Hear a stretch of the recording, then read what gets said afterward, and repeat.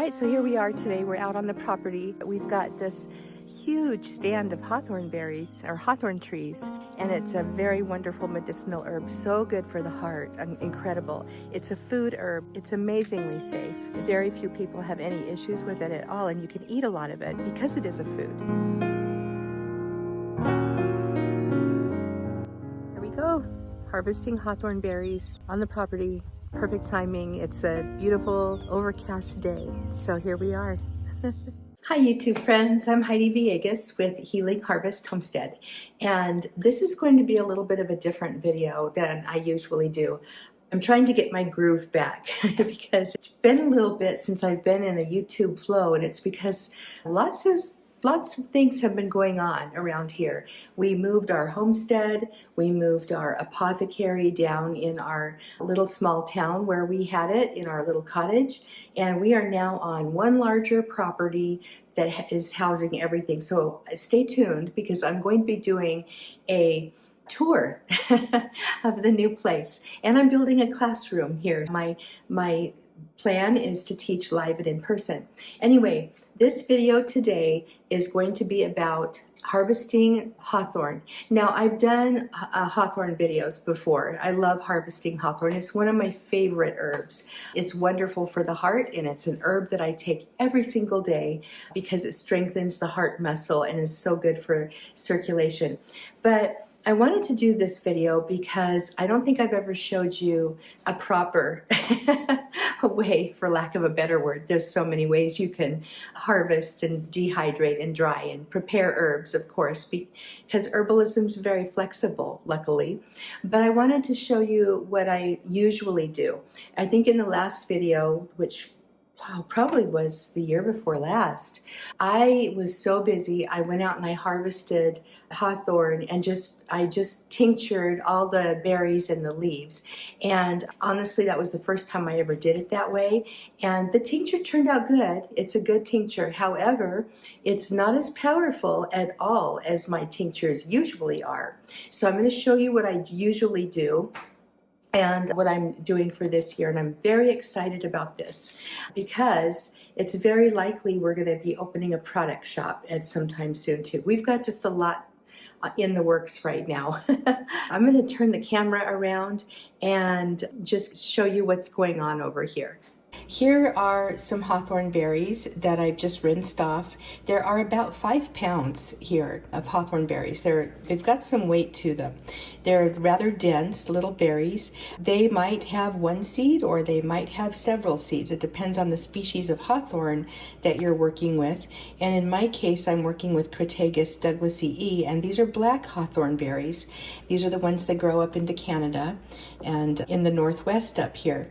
And most hawthorn berries that you might be familiar with are generally going to be bright red when they're ripe and ready to be harvested, but not. These are different species. So the way you identify hawthorn berries or hawthorn trees to be sure you've got what you're looking for is the leaf structure. And I did a whole video on hawthorn identification a while back, so we'll link to that up above. But the leaves have a special structure. And let me just take this little berry off of here. And they have thorns. Can you see the thorn there? That is a hawthorn thorn, a little one. The very long thorns. In fact, on a mature hawthorn tree, the thorns can be anywhere from just under an inch to up to 2 inches even, and they're wicked. And picking them is a little bit tedious. That's why I got a little lazy in my last video, but I wanted to show you what I'm doing here. So first I give them a little rinse and just make sure that the dust is off of them. I'm straining them off, so I'm going to continue to do that real quick. So I'm just straining them out into a colander. It's a big bowl. That's a real big bowl. They're quite hard, and they're not going to be kind to my disposal, and the seeds are rough too, so I want to be sure none of them get into the drain.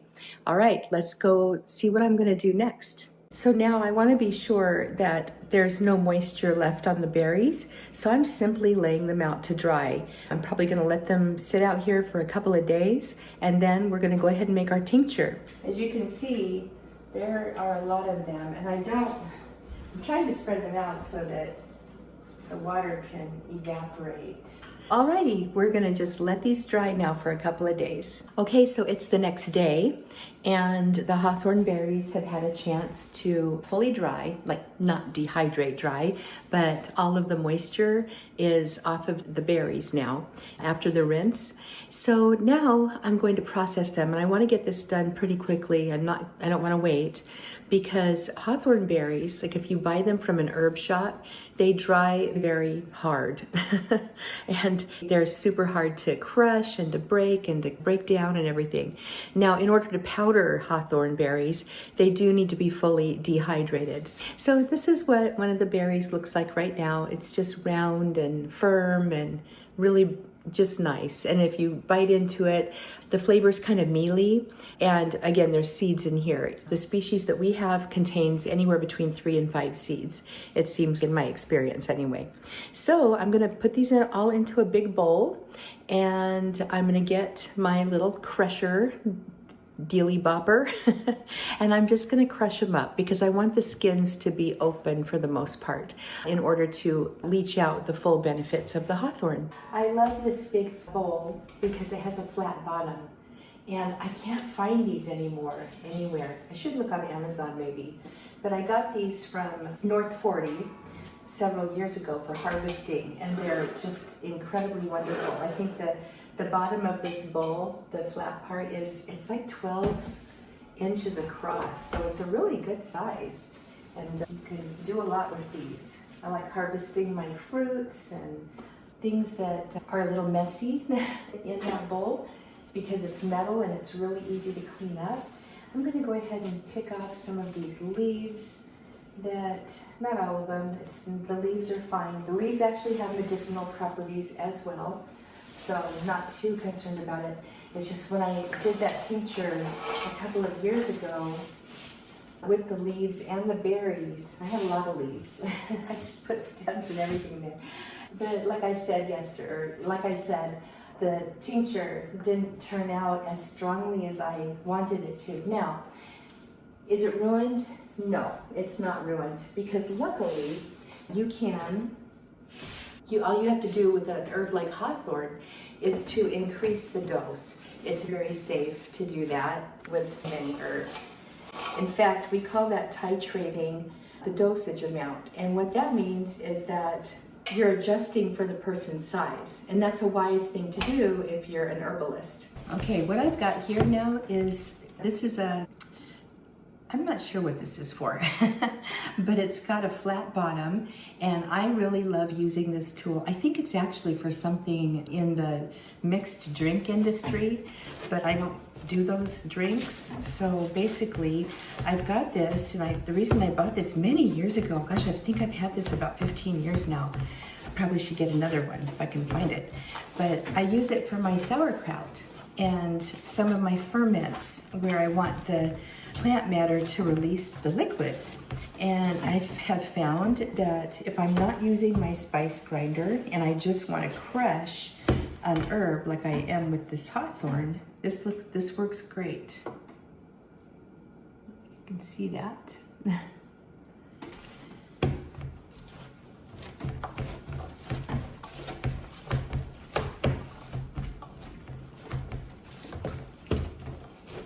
While I'm crushing this, I want to show you what I did this morning. So this is my latest project this morning out of necessity. I've got some cut up clean rags, some essential oils, and I've got this lovely yellow, strong, bitter tea. And I'll sit down here so I look like I'm talking to you. My cat, I woke up this morning early and my cat came up, and she's got a really swollen red eye with even a little bit of blood. So I don't know if it's pink eye or if it's some kind of other infection or if she got injured in some way. But anyway, I'm not taking chances, and the vet, we don't have a vet here over in this where we live right now. We need to find one, but just in case. But I like to take care of things at home with herbs. And so what I've got here is a combination of, you can see how yellow that is. It looks like pee-pee. But this is a golden seal root and thyme and some sage. And look how yellow that is. I don't know if you can see that. I wanted to do all this outside, but I keep being bombarded by wasps. And so I'm just gonna go ahead and stay cool and do this in here. But if we were outside, you'd be able to see that a lot better. But anyway, I'm just making compresses about every 2 or 3 hours for her, and she's already showing some improvement. And I'm also adding a drop of Roman chamomile and a little drop of thyme to the compresses, and just holding them on her eye and then wiping. Okay, fold it over, hold it on her eye and wipe. And then every couple of hours, we're doing that for her. And I have every confidence, based on what I'm seeing in her eye improvement, that it's going to get a lot better. So you guys can use your herbs and essential oils with your pets and your animals. Generally speaking, if the herb is safe for a human being, it's probably going to be safe for one of your pets.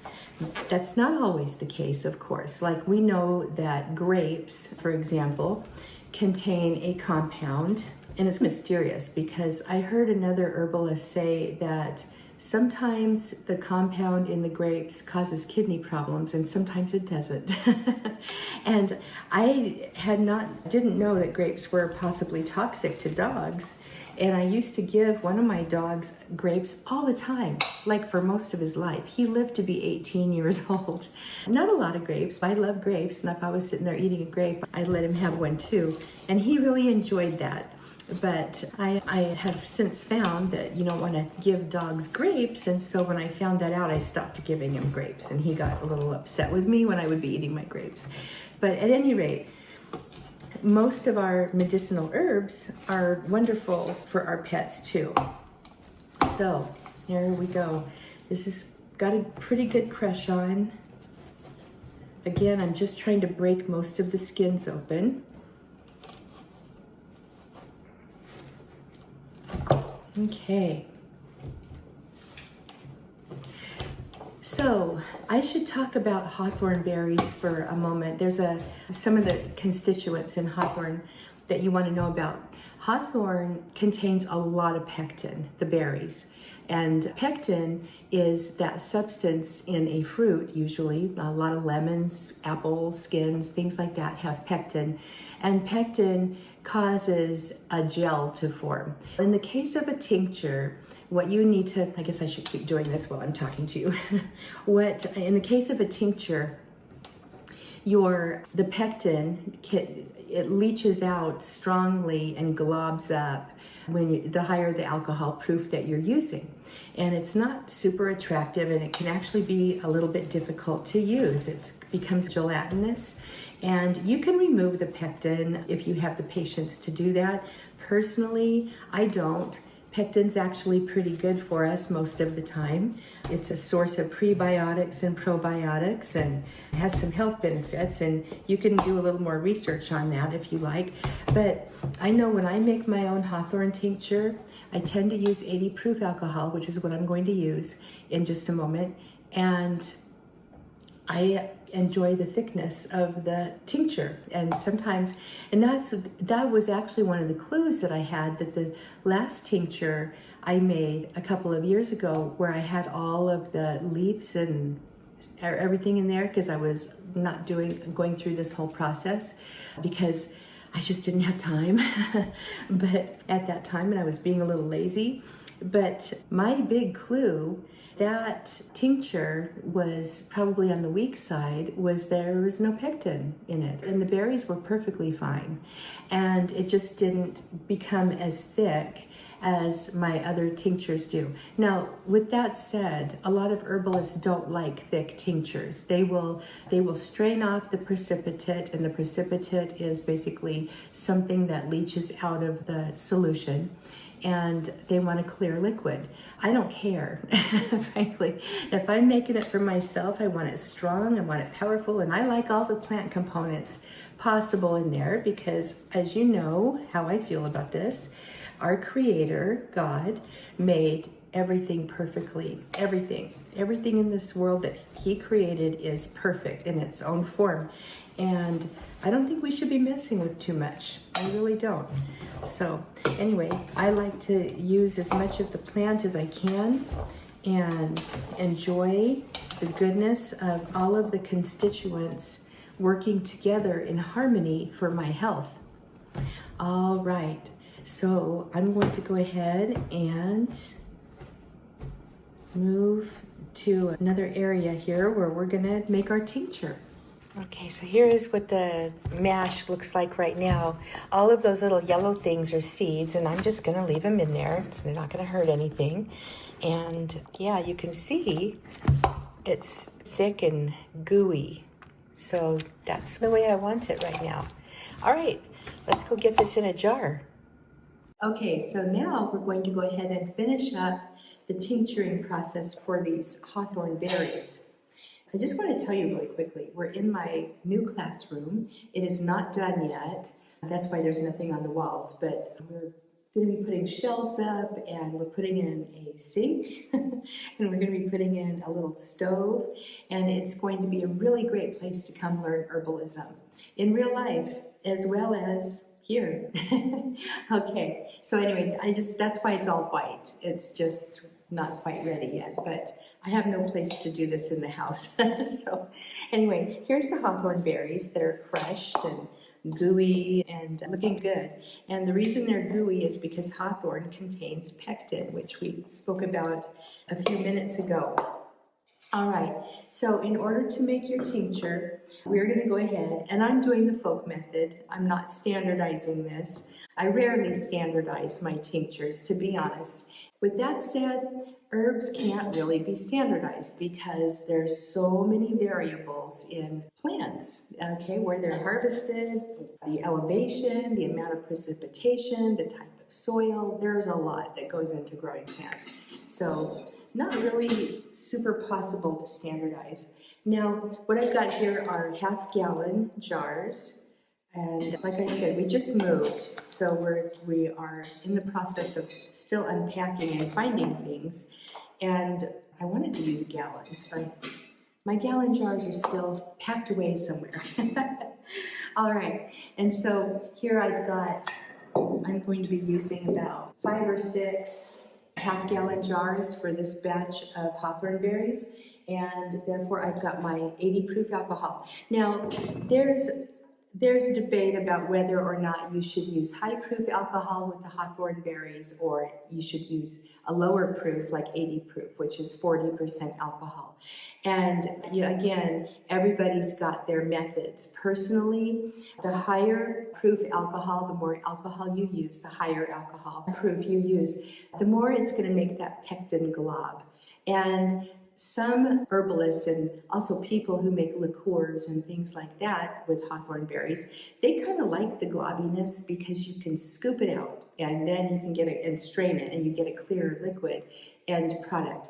Personally, I like the pectin, so I'm okay with a little bit, and 80 proof does a really nice job, I believe, of extracting the constituents in the hawthorn nicely, and the pectin content is actually good for us. It's got probiotic qualities and prebiotic qualities, and you can do some research on that, but personally, I like it. And every time I've done a hawthorn berry tincture, and with this method I'm showing you right now by crushing the berries, that releases a lot of the pectin, and I get a really great tincture. Is it thick? Yes, it's a little bit thicker and a little more viscous than most of my tinctures turn out to be because of the pectin. But if you expect that, then you're good.